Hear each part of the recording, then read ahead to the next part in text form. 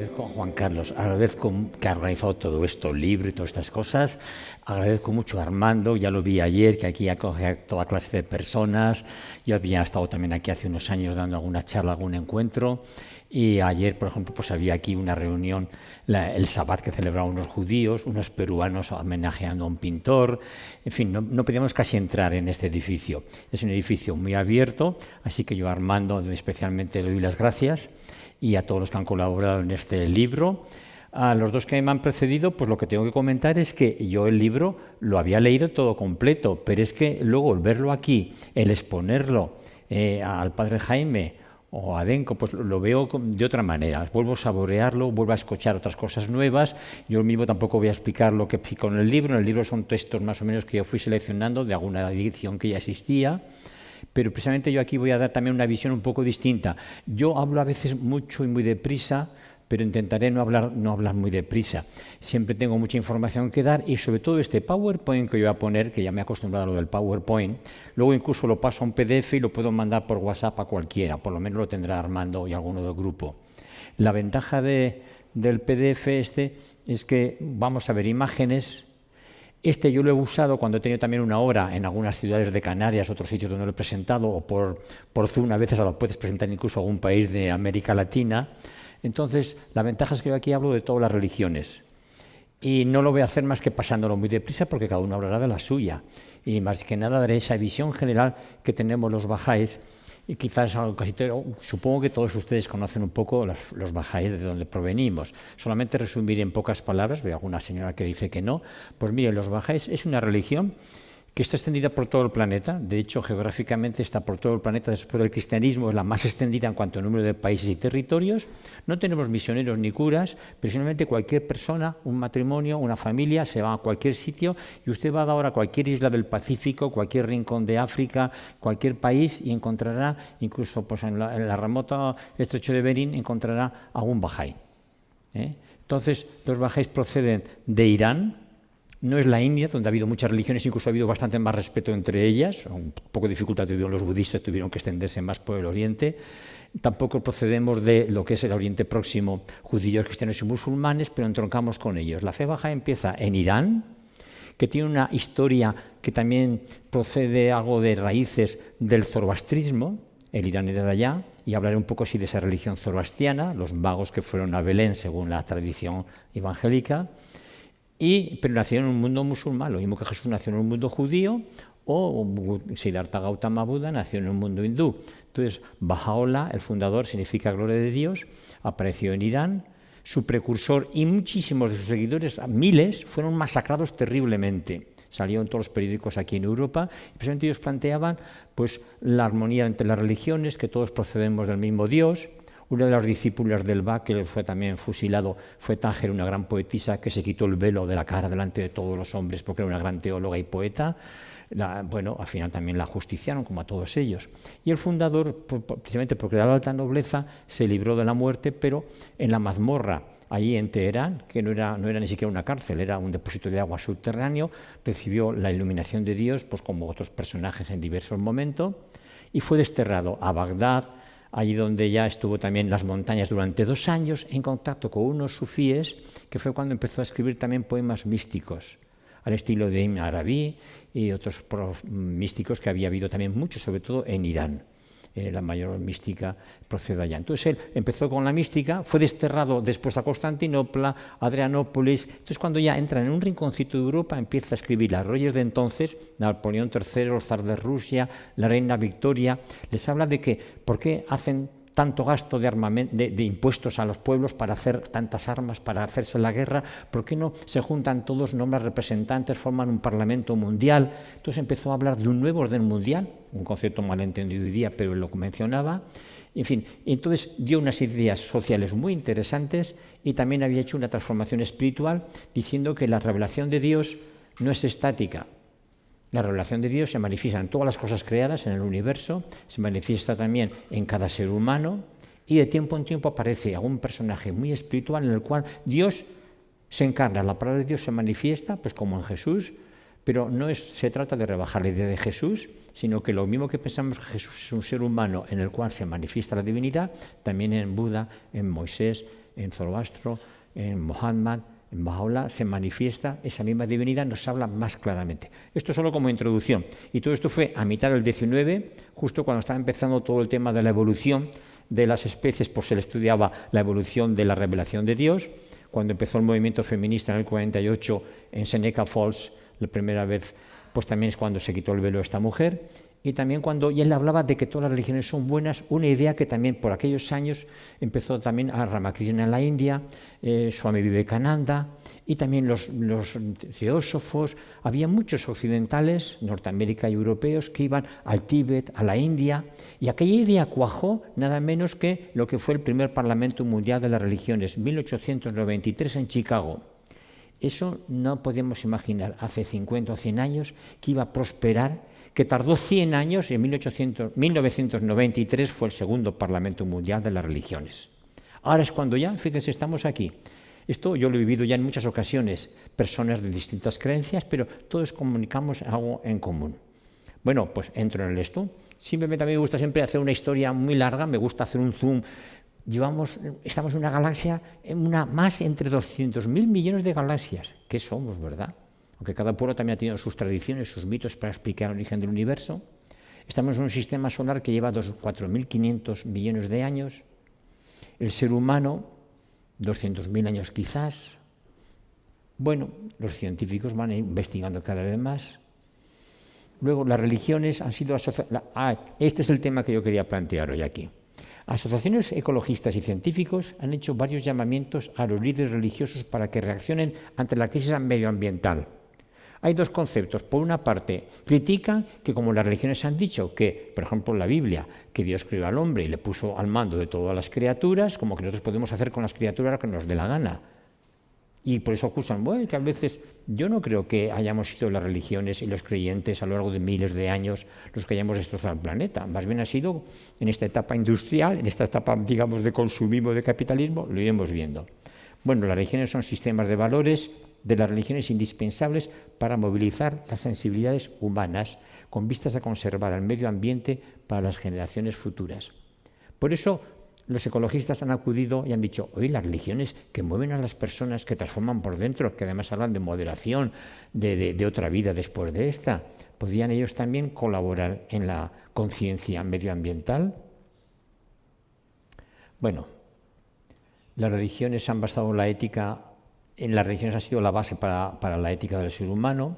Y algunos han criticado el enfoque muy antropocéntrico, que los seres humanos somos los dueños de la creación, pero somos uno más dentro de la creación. No somos tampoco el rey de la selva, ni el que podamos matar a todo lo que queramos y destrozar el planeta. Las diversas cosmovisiones religiosas también han ayudado a promover la justicia social y los derechos humanos, empezando por la Biblia, como mencionado antes Jaime, los profetas, y en todas las religiones siempre ha hablado, pues bueno, lo que hizo Buda cuando se sintió transformado, a preocuparse del enfermo, del pobre y del que moría. En tiempos recientes las religiones van pasando poco a poco de una ética exclusivamente antropocéntrica, que lo importante es que yo me salve, que yo sea bueno, que yo sea feliz, que yo me libre de todas las tentaciones y yo me vaya luego al otro mundo, al cielo. Pues también se ha pasado a una ética más ecocéntrica e incluso más antropocósmica. Una palabra un poco rara, ¿verdad? Pero esto que está aquí abajo, caminos de sostenibilidad, es donde hay critica un poquito que quizás hemos sido muy egocéntricos o muy antropocéntricos los. No puedo entretenerme aquí en todas estas explicaciones de las religiones, sería para otro momento. Solamente este esquema, este gráfico también es muy interesante. Yo cuando conocí la fe baja ya hace más de 50 años comprendí que el cristianismo no puede ser la única religión verdadera de la Tierra, porque entonces todo el resto del planeta se iban a condenar. Los cristianos son todo eso que ven ustedes ahí de color granate, pero luego están todos los musulmanes que ocupan gran parte de África, Oriente, y donde más hay es en el Extremo Oriente, en Malasia, Indonesia es el país más habitado de musulmanes. Luego está en la India, que tiene muchas religiones. Toda la India no es una religión, le llaman el hinduismo, no, es todo un conjunto de religiones que además luego pues se basan en los Vedas, pero tienen muchas tradiciones, y han surgido también los budistas, los jainistas, más recientemente los sikhs, en el 1500, pero bien, el cristianismo se extendió donde llegamos los conquistadores: América, Sudáfrica, Australia. También hay muchos en el resto del planeta, ¿no? Pero fundamentalmente. Bueno, pues ahí está. Y luego ahí los hindúes están en la India los budistas, más bien lo amarillo, se extendió hacia el resto de Asia, también incluso en todo China y Japón. Pero, por ejemplo, los judíos están ahí en el centro, en ese centro de los 3 continentes, Europa, Asia, África, lo que es Israel. Aunque había más antes en América, pero están todos ahí. Los zoroastrianos estarían, los pueblos eran de Irán, pero están por Bombay, en algún que otro sitio, muy poquitos. Y los bajáis, que también Bahá'u'lláh empezó en Irán, pero acabó prisionero en Tierra Santa y fue allí en Israel, donde estaba en la cárcel los 40 años ya que le quedaron de vida, desde el 52 hasta 1892. Pero los bajáis han extendido por todo el planeta, por eso no podemos decir si estamos aquí o allá. Cada religión es una cosmovisión que surge en un lugar y una época. Esto sí que es interesante. Cada religión es distinta. ¿Por qué? Porque la forma de concebir el universo, la vida, todo es distinto. Usamos distintos mitos, distintos ritos, distintos dogmas, distintas formas de estructurarnos, distinto sacerdocio, pero lo mismo que también la medicina, todo lo que sea medicina sirve para curar. Puede ser la homeopatía, la acupuntura, la medicina de aquí del hospital provincial. Hay muchas formas, pero si es medicina y cura, es medicina. ¿Y cuántas formas hay de cocinar? Hay quien preferirá hacer leña en el fuego, en el suelo, hay quien tendrá gas, quien tendrá carbón, como teníamos en mi casa cuando era niño, hay quien tendrá pues ya vitrocerámica, pero todo sirve para cocinar, ¿verdad? ¿Qué coinciden? Por resumir, las religiones creen en un espíritu que lo trasciende todo. El universo y este planeta Tierra y todos nosotros no somos pura materia. Podemos imaginar, decía Abdul-Baha al filósofo Bergson, el hijo de Bahá'u'lláh, hace 100 años, si usted va al mar y toma un cuenco de agua, está salado, ¿verdad? ¿Puede imaginar que el resto del mar no está salado? Ahora piensen, si yo tengo conciencia, yo tengo algo que piensa dentro de mí, ¿puedo pensar que en el resto del universo no existía la vida? ¿Que en el resto del universo no existe la conciencia? Entonces, ahora, si es un Dios separado de la naturaleza, si es lo mismo, hay muchas formas de entenderlo. Incluso en el hinduismo ahí puede ser monista, dualista, no vamos a entrar en eso, pero en fin, todas coinciden que el universo tiene un espíritu. Y podemos considerar lo que es Dios, que es el Padre, como enseñaba Jesús, o Alá, o Yahvé, pero hay algo que no es la pura materia. Y también hay otra vida, que nosotros somos un espíritu y que yo de alguna forma cuando me muera, eso lo tengo yo claro desde niño, no voy a desaparecer, ya estoy en este universo.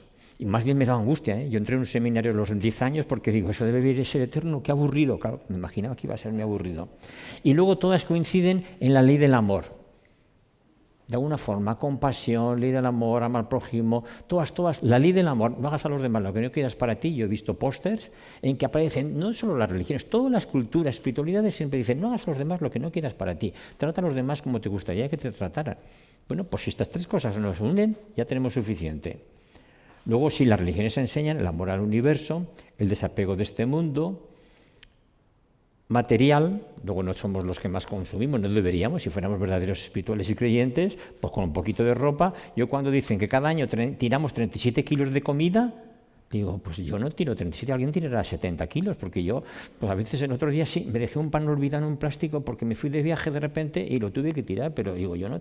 Y 11 kilos de ropa tiramos cada año y tenemos 30% de ropa que no hemos llegado a usar nunca. Bueno, el que esté libre de piedra, que esté libre de pecado, que tiene la primera piedra. Pero sí que nos enseñan las religiones al desapego, al respeto a todos los seres vivientes. También en nuestras culturas, pues eso, hemos matado a los toros, hemos matado a muchos animales para comérnoslo. Si fuéramos más vegetarianos, estaría mejor repartido toda la alimentación del planeta. Estaríamos más sanos también nosotros. Bueno, pues esta es la noticia que quería darles por lo menos, que en septiembre de 1986 el Fondo Mundial para la Naturaleza, la famosa WWF, inició su red de la conservación y la religión, reuniendo a líderes religiosos representantes de budistas, cristianos, hindúes, judíos y musulmanes del movimiento para la conservación del medio ambiente en Asís, Italia. No sé si recordarán, pero ese mismo año fue cuando el Papa Juan Pablo II reunió ya representantes, nos incluyó también esa vez a los Bahá'ís ya, en Asís para orar por la paz. Y el concilio había empezado a abrir la perspectiva, pero fue en esos años 80, a partir de los 60, 80, en la segunda mitad del siglo XX, cuando empezó este diálogo interreligioso. Antes no, como mucho había un diálogo ecuménico, los cristianos intentaban unirse, en la India había esas ideas de respetuosas, como digo, de Swami Vivekananda, o los bajáis también lo promovíamos, pero nadie nos hacía caso. No, mi religión es la verdadera. Pues a partir de los años 60 y 80 empezó ya a hacerse estos encuentros. Y en el 87, claro, vieron que también la comunidad baja era poco conocida, pero estaban en las Naciones Unidas desde su fundación, sus ideas universalistas, así que también la fe baja fue invitada a esta red. Bueno, aquí tienen una imagen cuando se reunieron, y ahora pues lo voy a detallar, lo tengo aquí, auspiciada por el príncipe Felipe, duque de Edimburgo, podríamos decir ahora ya el rey Carlos III, el Fondo Mundial para la Naturaleza, la Fundación Pilkington y la MOA, que es una asociación internacional de origen japonés.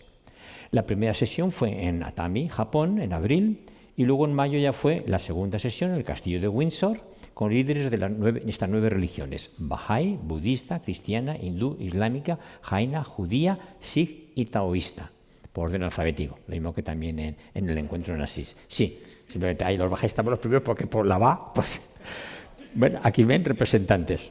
Los bajáis no sé quién es porque suele ir con corbata, o si es una señora, somos igual hombres o mujeres, pero en fin, hay algunos ya con sus características. Me imagino que el del turbante es Sikh, ¿verdad? Que son también una armonía entre hindúes y musulmanes que siempre se han peleado, bueno, unas veces más que otros.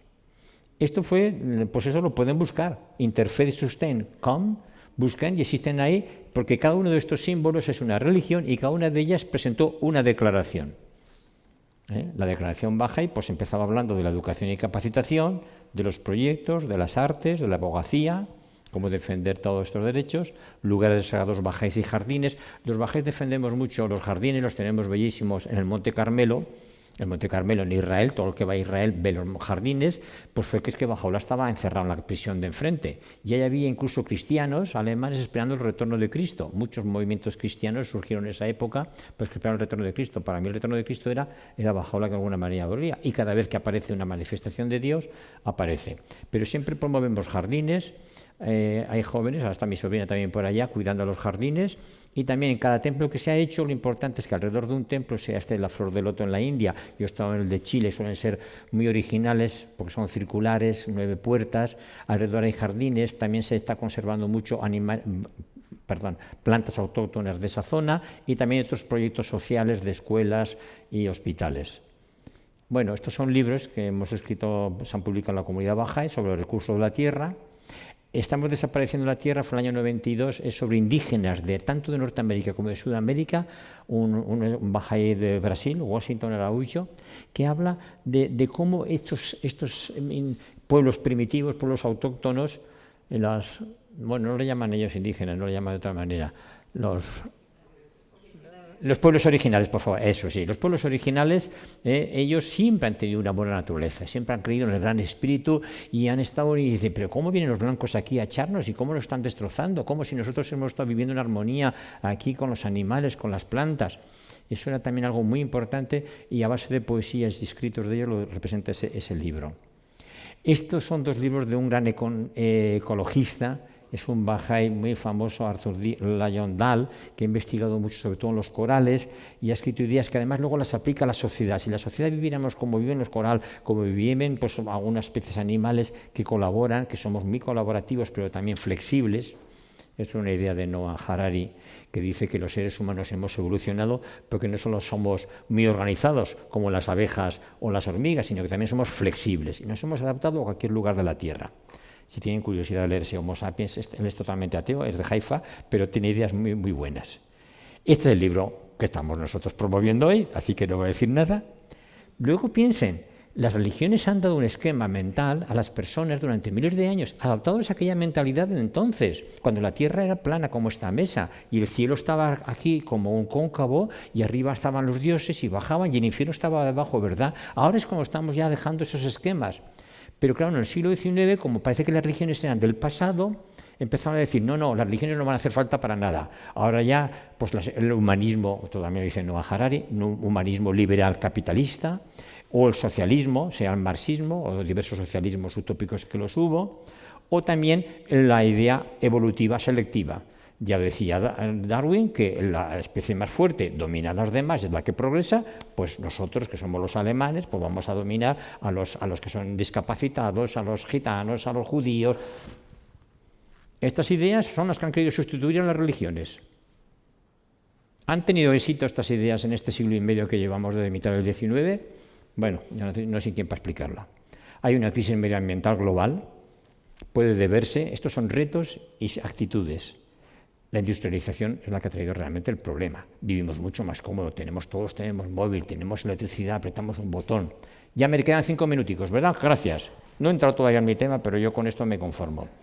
Bueno, el cientifismo, que todo lo explica la ciencia, pues puede ser interesante, hay muchas cosas. Esto es agua y la ciencia me dice que esto es un H2O, pero la poesía no me la explica la ciencia. El amor de una madre o un hijo, el amor entre dos personas, hay muchas cosas que no la explica la ciencia. Y solamente nos quedamos en el mecanicismo de Descartes, en el mecanicismo hoy día, bueno, como cuando dicen, por ejemplo, algún médico ateo dice, no, es que yo abro un cerebro y no encuentro el alma, ¿no? Abra usted la caja esta de este ordenador o de este móvil, ¿encuentra ahí usted los programas que tiene dentro? No hay más que metal y plástico. Pues algo más, hay algo aquí. Yo me imagino que el alma debe ser algo así como un programa de software que está dentro de nosotros y que puedo sacarlo y puede pervivir este programa de software. Bueno, el capitalismo, el consumismo, esto sí que han degradado mucho la naturaleza, pero en contra está el ecologismo, el animalismo, los que defensores de los animales, que está bien que no maten al toro de la Vega, pero bueno, a veces son un poco exagerados los ecologistas y los animalistas, pero bueno, es un contrapeso. Aquí ya entraríamos, pues que yo a veces me entretengo en repasar todo lo que dice el hinduismo, el budismo. Es que el mazdeísmo, mira, yo de esto sí que por lo menos, aunque sea 5 minutos, no hablaré de los bajáis, pero de los zoroastrianos sí. Los zoroastrianos es una religión preciosa, que además influyó mucho en la idea del final de los tiempos, la gran resurrección, todo eso provenía de la apocatástasis zoroastriana, pero que tampoco era que se acabaría, es como en el hinduismo, que de tiempo en tiempo se renuevan todas las cosas. Entonces, los zoroastrianos, pienso en los magos de Oriente, que es un poco legendario, eso dicen que hoy día no hay nada de histórico en las infancias de Jesús, pero estos zoroastrianos respetaban la tierra, el aire, el agua. ¿Qué me ha faltado? Y el fuego que es el más importante de todos, que no es que adoren al fuego, les llamaban adoradores del fuego. Cuando llegaban allá, respetan tanto el fuego y por eso ponían en una torre del silencio, dejaban a sus muertos, para que se los comieran los buitres, porque no podían echarlos al agua, ni quemarlos, ni la tierra, ni dejarlos en el aire. Bueno, el judaísmo pues nos trae también muchas leyes, el Shalom. Uy, pues esto yo no sé por qué lo paso, pero claro, no me queda más remedio.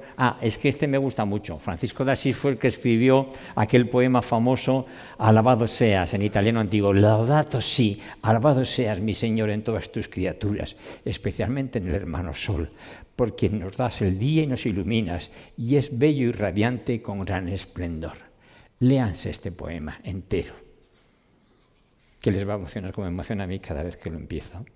Y es el que ha servido de título para la encíclica de Francisco.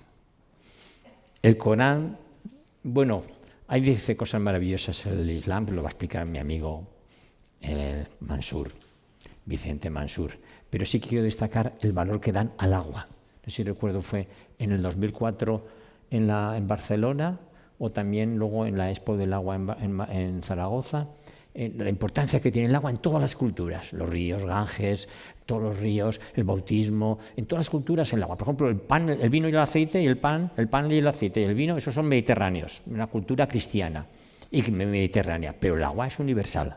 Entonces, el agua, las tradiciones islámicas, la agricultura que nos trajeron aquí todo el Levante, yo soy de Teruel, una tierra muy pobre y fría, pero si van a Valencia, Castellón, Alicante, Murcia, esto es Elche, todo esto lo debemos a los musulmanes. Bueno, el catolicismo, fíjense, lo mismo que también la Iglesia habló de la renovación de los problemas económicos ya a final del siglo XIX, pues también ha entrado ya a hablar del tema ecológico. Pues el Papa, los diversos papas y el Papa Francisco, que dedicó toda una encíclica, Laudato Si, le recomiendo, toda ella no tiene pérdida. La comunidad bahá'í me preguntaba, ¿dónde hay por Líbano o por ahí? No, los bahá'ís estamos en Tierra Santa. El único país donde no podemos enseñar la fe bahá'í es allí. Ya en tiempo de los ingleses hubo ese acuerdo. Entonces ahí no puede hacerse nadie baja, y si a alguien le gusta la fe baja, se tiene que ir a vivir a otro país. Ahí solamente hay los que están sirviendo, unos 800 jóvenes de todos los países, y las personas que están, digamos, como dirigiendo la comunidad, que las elegimos en cada ciudad y país cada año, y los del Centro Mundial cada 5 años. Entonces, donde más bajáis hay, que somos unos 7 millones, es en la India. Ahí, claro, pero 2 millones se pierden, como en todas partes. Somos un 2 por 1000, o sea que no somos casi nadie todavía.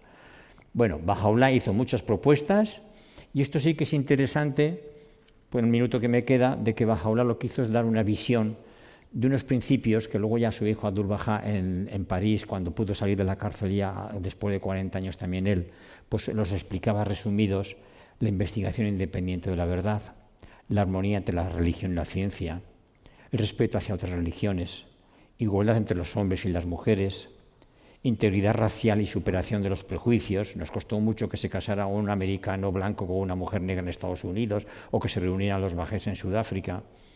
Integración, justicia e igualdad de oportunidades. No estamos en contra de la propiedad privada, pero sí que estos grandes desequilibrios no pueden ser.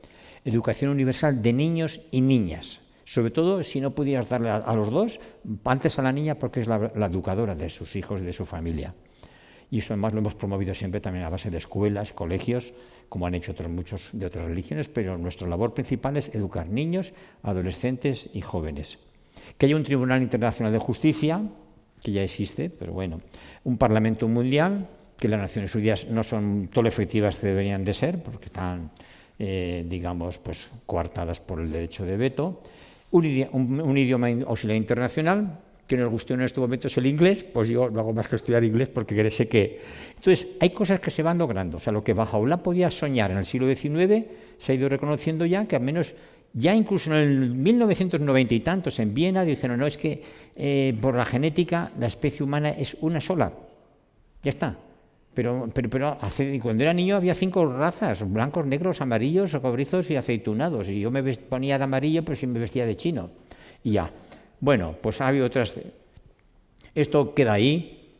Lo pueden ver luego cuando lo vean en el ordenador, en el vídeo, o si lo mando, y pueden ver cómo hemos avanzado en muchos aspectos, y por lo menos en el diálogo interreligioso, aquí lo estamos viendo, la educación, la conciencia que tenemos. Entonces hay muchas ONGs y muchos movimientos espirituales o no espirituales y laicos que estamos promoviendo una transformación interior para llevar una vida más lenta, más tranquila, más moderada, que seamos felices con mucho menos de lo que estamos gastando. Entonces, cuando podríamos avanzar. Pues aquí estamos promoviendo la agricultura. Hay textos que los pueden encontrar en el libro, así que el libro, si lo quieren comprar, pues ahí tendrán sus textos donde podrán leerlo tranquilamente. Y también aquí habla, pues eso, el vegetarismo sería el objetivo hacia el que la humanidad puede ir. Este es el Monte Carmelo, donde esa cúpula tan bonita es un mausoleo al precursor de Bahá'u'lláh, que estuvo encerrado prácticamente los 6 años de su predicación, y a 18 terrazas, los 18 discípulos que él tuvo, entre ellos Tajere. Y con esto ya me doy por acabado, porque ya llevo mucho rato, y luego si me quieren preguntar alguna cosa, pues lo que no está en el libro, pues quedará en la mente de ustedes. Y de paso, pues este es un libro que he escrito sobre religiones y espiritualidades en diálogo.